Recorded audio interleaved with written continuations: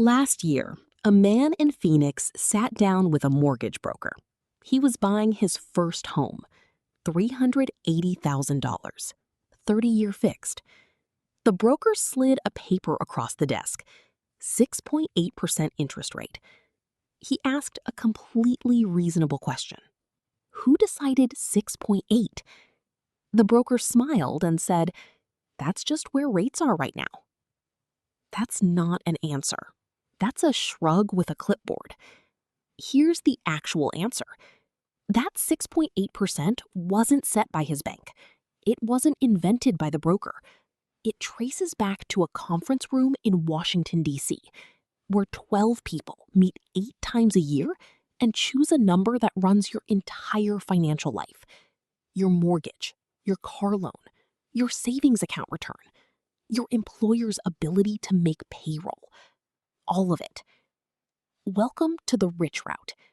I spend a lot of time thinking about the money decisions that affect everybody, but almost nobody explains. If you've ever heard the Fed raised rates on the news and thought, what does that actually mean for me? Subscribe, because that's exactly what we're unpacking today. Let's start completely simple, because this is where everyone gets lost in jargon. The Federal Reserve sets something called the federal funds rate. That's the rate at which banks lend money to each other overnight. That's it. The Fed is the bank's bank. When a commercial bank needs cash at the end of the day, it borrows from another bank, or from the Fed, at this rate. Right now, that rate sits around 4.25 to 4.5%. Here's the one rule. Write it down. It runs through everything else in this video. Fed raises rates, borrowing gets expensive. Your mortgage, car loan, and credit card go up. Fed cuts rates, borrowing gets cheap. Your mortgage costs fall, but savings rates fall too. It's a lever. One side is the cost of debt. The other is the return on savings. Both sides move together, always. That's the whole thing. Everything that follows is just this rule operating at a larger and larger scale. How it actually hits you. Now, let's make it real, because abstract rules are useless without numbers. In March 2022, the Fed started raising rates from near zero. By July 2023, the federal funds rate had gone from 0.25% to 5.25%, the fastest rate hiking cycle in 40 years. Here's what happened to a $380,000 30-year mortgage. $380,000 home loan. What the hike did. January 2022. Mortgage rate 3.1%. Monthly payment $1,621. October 2023. Mortgage rate 8.0%. Monthly payment $2,788. Difference $1,167 per month. Extra. Per year, $14,004 extra. Over 30 years, $420,000 extra interest. $1,167 a month. On the same house. The house didn't change. The neighborhood didn't change. One committee in D.C. changed a number, and a first-time buyer suddenly couldn't afford what they could afford 18 months earlier. That man in Phoenix? He waited. At 6.8%, the monthly payment stretched his budget past what he was comfortable with. His first home got postponed. Not because of anything he did, because of the lever. But the lever works both ways. In 2020 and 2021, when the Fed cut rates to near zero to fight COVID, mortgages hit 2.65%, the lowest ever recorded. Home prices jumped 19% in a single year. People borrowed like the money was expiring. That boom wasn't an accident. It was a policy decision made in that room by those 12 people. Here's where it gets bigger than your mortgage. When the Fed raises rates, it's not just home buyers who feel it. Every company that borrowed money at cheap rates suddenly has to refinance at expensive rates. A mid-sized company that took out $10 million in debt at 3% in 2021 had to refinance at 7% by 2023. That's $400,000 more in annual interest on the same debt. You don't absorb $400,000 quietly. You cut costs, which is a polite way of saying you cut people. A meaningful chunk of the tech layoffs in 2022, 2023, and 2024 weren't really about AI replacing workers or revenue falling. They were about the cost of borrowed money doubling.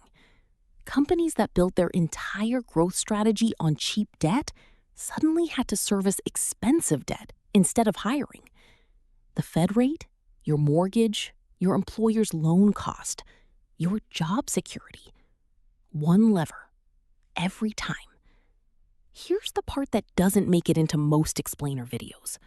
The Fed has one job: balance inflation against growth. That's it. When inflation runs hot, they raise rates to slow spending. When the economy slows too much, they cut rates to juice it back up. But here's the uncomfortable truth inside that simple job. When the Fed raises rates to fight inflation, they make your cost of living higher at the exact moment your cost of living is already too high. Your groceries are expensive because of inflation. Now your mortgage payment is also going up. Double squeeze. Same paycheck. That's exactly what 2022 felt like for most American households. Inflation at 9%. Mortgage rates doubling. Wages not keeping up. The Fed was doing the right thing. There wasn't a better option. But understanding that the squeeze had a single source makes it less terrifying and more navigable. Next time you hear the Fed hiked rates on the news, you'll know instantly. Borrowing just got more expensive for everyone in America simultaneously, including your landlord, which is why your rent went up too. Okay, so what do you actually do with all this? 3 things. First, if you have an adjustable rate mortgage and the Fed is cutting rates, your rate adjusts down automatically. But call your servicer anyway and confirm. And if you have a high interest debt, credit cards, personal loans, a rate cut is your window to refinance. The window opens fast and closes fast. Most people miss it because they weren't watching. Second, when the Fed is hiking, savings rates finally get good. High-yield savings accounts, money market funds, short-term treasury bills. In 2023, T-bills were paying over 5%. Your bank's regular savings account, 0.5%. Same money, same safety, 10 times the return. Your bank is counting on you not knowing the difference. Now you do.